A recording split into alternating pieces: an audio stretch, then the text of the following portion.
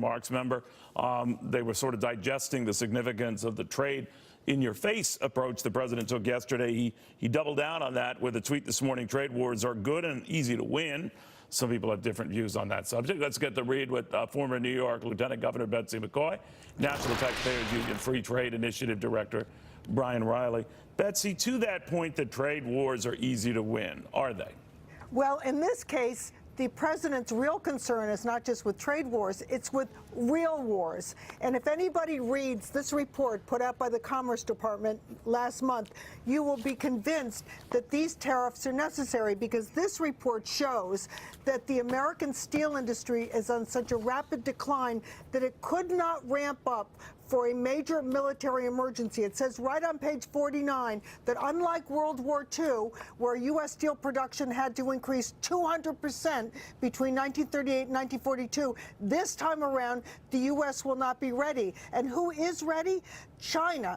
China's steel production capacity is 12 times as great as the United States. They produce more steel in a month than we do in an entire year. In fact, their excess capacity is bigger than our entire capacity. So the U.S. steel industry has to be bolstered with these tariffs, not to make people on Wall Street rich. It's to make us prepared for a major military conflict. All right, Bryan, I do know that the steel industry has, dating back to John Kennedy, maybe even sooner, gone to the White House either to complain or to ask for help, or to, in the case of John Kennedy, ease up on the badgering talk that they were raising prices at a bad time.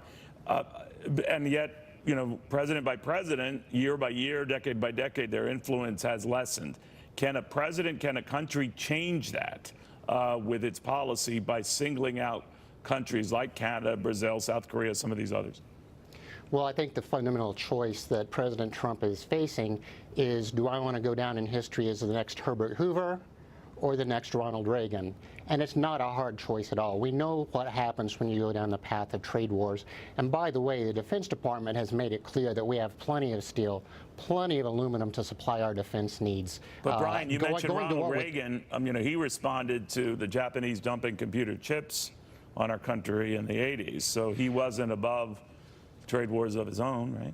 Yeah, he spoke loud and clear about the need to avoid trade wars, to avoid a return to the Great Depression. Sure, he had some targeted measures, but he looked at creating NAFTA, he looked at creating the World Trade Organization. So you think what President Trump is doing is setting us on the wrong course? What Betsy's saying might be a legitimate issue, but the wrong remedy. It's undermining everything that he's trying to do to make America a better place to do business. Betsy, what do you think of that? That he's undermining it? That's just simply not true. The United States does have the commercial power to win these trade wars. We produce 24% of the goods and services produced in the entire world, but right now we are getting our clocks cleaned in so many areas of trade, not just steel. Take a look at pharmaceuticals. It's the same thing.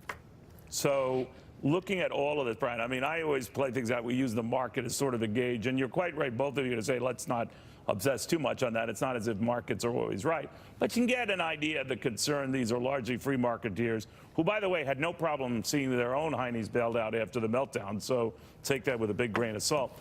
But I do wonder what happens next. So let's say, Bryan, right now that the Canadians already looking at responding, target some of our agricultural products, or in Europe, the European Union, also not pleased with this, decides to skip Boeing and go right to Airbus to order its next lot of planes.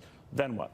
There's always this chance for a tit-for-tat trade war. Nobody can predict the future, but I can guarantee you that putting a $9 to $10 billion a year tax on Americans is certainly not a good idea. And the Commerce Secretary earlier today, I think he must have seen the movie Office Space, the idea that we'll make everybody pay a little bit more for a can of soup and a car, and use that money to prop up the steel industry. Yeah, I had no idea where he was going with that. That's horrible economic policy. Well, but the fact is, I'd like to make a prediction.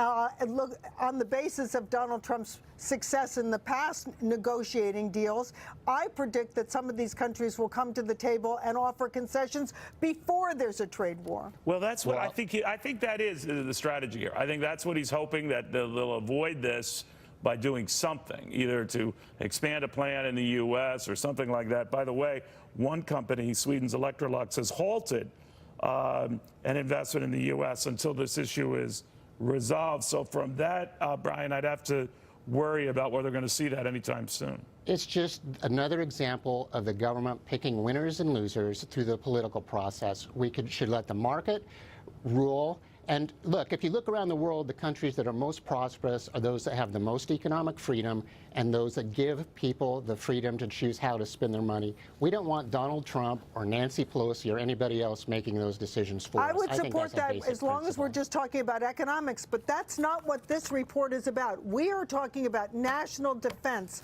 and it has always been the president's prerogative, moreover, his duty to ensure that our trade negotiations protect industries that are vital to national defense. And if you cut off, Betsy, if we cut off the supply of steel and aluminum, we're driving up costs in the United States and we're hurting our national security. We're making us less secure, not more secure. If I have to bring up this can of soup argument with you again, and you're going to have to stay here late for this, but both of you, I want to thank you very much for taking the time. I do want to first pick this issue with Ken Blackwell, a former Secretary of State, former Cincinnati mayor who joins us right now in West Palm Beach, Florida, on this development, Ken, and